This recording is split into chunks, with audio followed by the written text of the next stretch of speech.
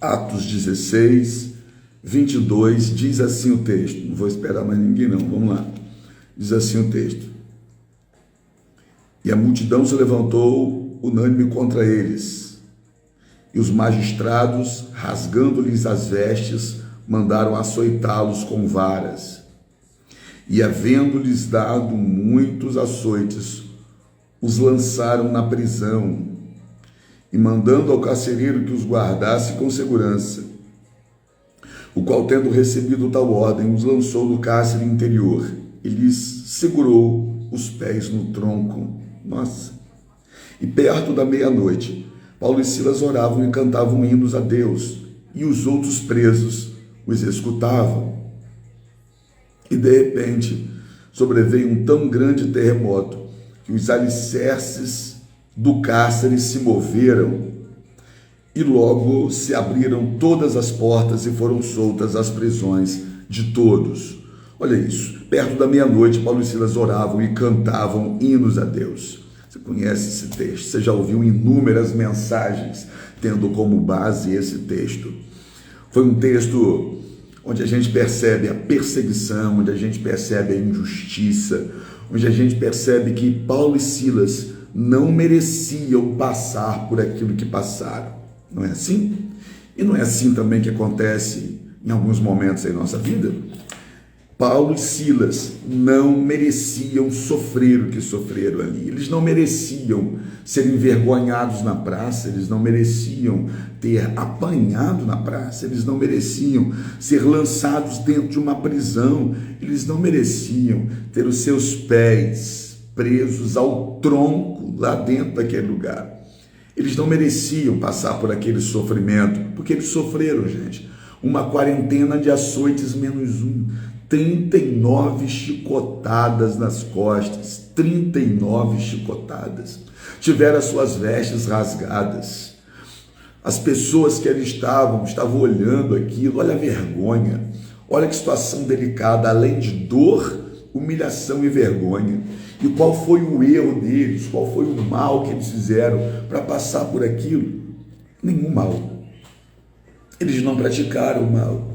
Então, se isso não está ligado a nada de ruim, a nada de errado que eles fizeram, então a gente chama isso de injustiça. É aquele momento em que a pessoa pode simplesmente começar a dizer: por que eu estou passando por isso? Eu não mereço estar passando por isso, eu não tenho que estar passando por isso. Só que ficar repetindo isso não vai fazer isso mudar. Não vai fazer isso mudar. Paulo e Silas não ficaram dentro da prisão, um olhando para o outro, dizendo: está vendo só? Olha o que está acontecendo com a gente. Por que isso? Por que esse sofrimento? Por que a gente apagou tanto? Por que vocês fizeram isso com a gente? Não, eles não ficaram dizendo isso, porque não resolveria o problema. Não resolveria o problema. Antes de passar por tudo isso, eles estavam indo a caminho de oração. Coisa que no dia anterior eles também haviam feito. Aquela semana eles fizeram isso.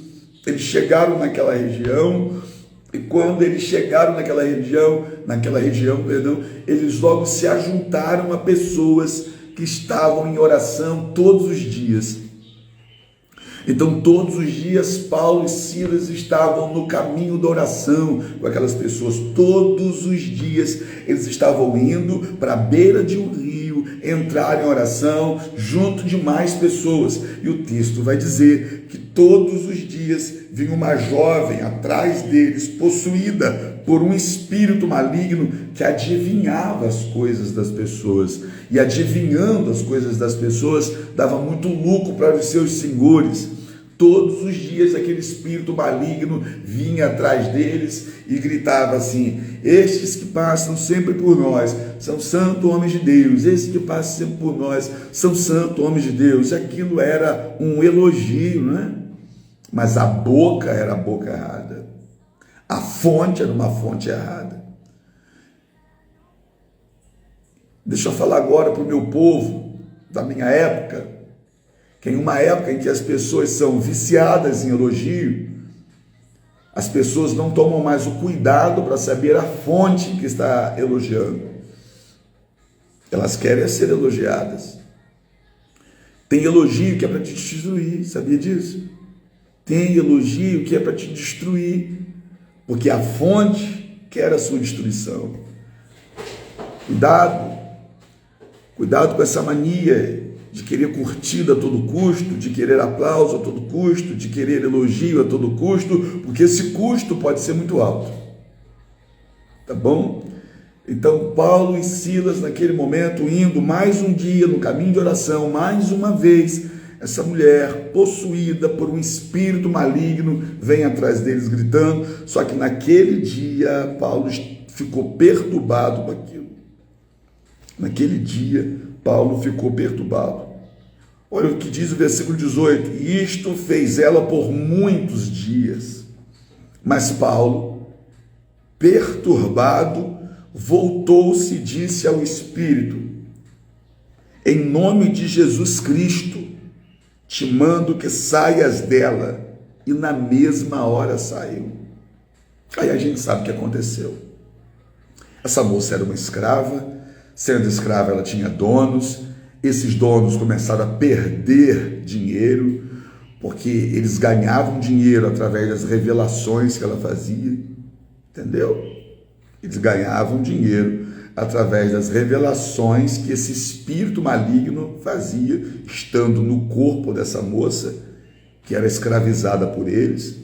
Só que agora, essa moça liberta o espírito maligno, não agindo mais no corpo dela, ela não revelava mais nada. E não revelando mais nada, não dava mais lucro aos seus senhores. Eles ficaram irados com Paulo, revoltados com Paulo, e mandaram prender Paulo e Silas. Só que antes de prender, ainda levaram para a praça, rasgaram as vestes deles e deram muitos açoites, 39 açoites. 39 açoites. E depois disso, ainda lançaram na prisão.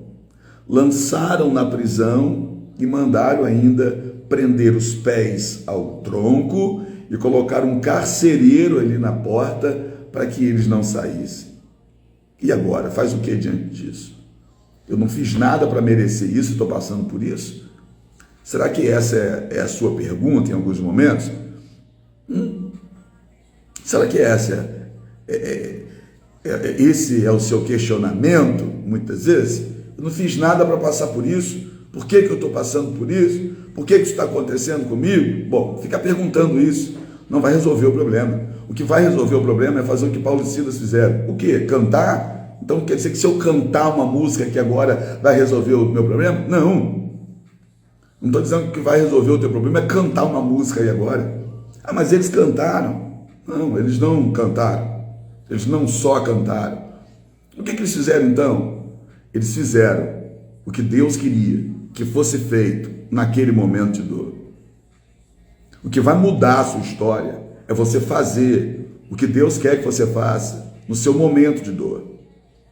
Quem ora antes sabe o que fazer durante. Sabe? O que eu faço agora? Para e procura ouvir agora o coração de Deus. Porque se você fizer, nesse momento de dificuldade, o que Ele quer que seja feito por você, você pode ter certeza que na sua vida também vai ter terremoto, que na sua vida também vai ter cadeias se abrindo, que na sua vida também vai ter a mão de Deus agindo. O segredo é você fazer nesses seus momentos de dor e de sofrimento o que Deus quer que seja feito através de você. Nesse problema que você está tendo no casamento, o que Deus quer que você faça? Nesse problema que você está tendo no seu local de trabalho, quem sabe o lugar para onde você está se preparando para ir, lá naquele seu local de trabalho onde você tem vivido alguns problemas, o que Deus quer que você faça ali? Em relação aos teus filhos, essa luta que você tem enfrentado, o que Deus quer que você faça em relação a isso? O que Deus quer que você faça em relação à sua finança, você que está endividado?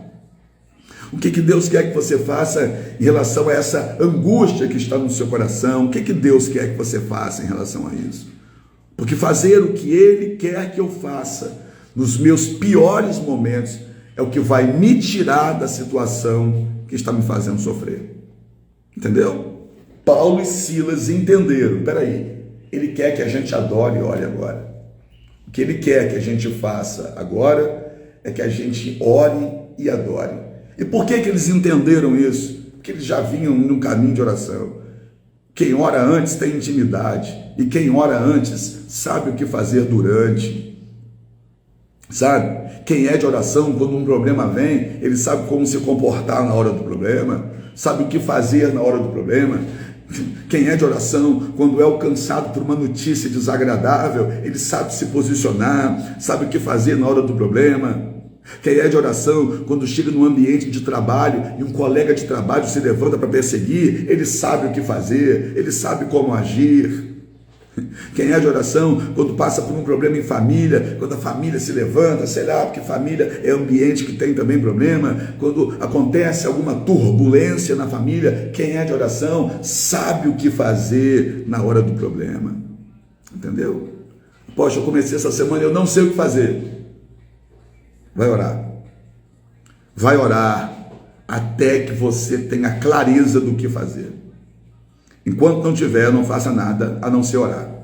Enquanto não souber o que fazer, não faça outra coisa senão orar. Porque qualquer outra coisa que você vá fazer pode ser a coisa errada. E aí piorar a situação. Pegou? Entendeu? Paulo e Silas, perto da meia-noite, Paulo e Silas oravam e cantavam hinos a Deus. Uma outra coisa importante, ande com quem está na mesma fé.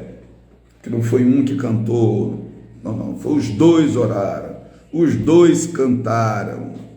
Anda com quem está na mesma fé, porque isso também é importante, tá bom? Vamos orar?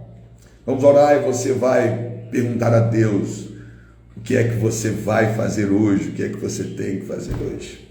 Senhor Deus, gratidão, já começando em comunhão com o Senhor, sendo alcançados pela Tua palavra.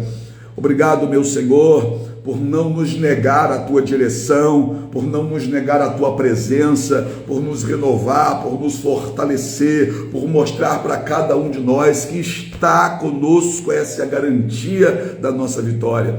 Que a mão do Senhor esteja agora, meu Pai, cobrindo os meus irmãos que estão comigo nessa live, livrando, curando, transformando, abençoando. Eu sei que o Senhor cuida dos detalhes e nessa semana não será diferente. Deus Santo, gratidão pelo dia de hoje, que de fato ele continue a ser uma bênção, em nome de Jesus. Amém.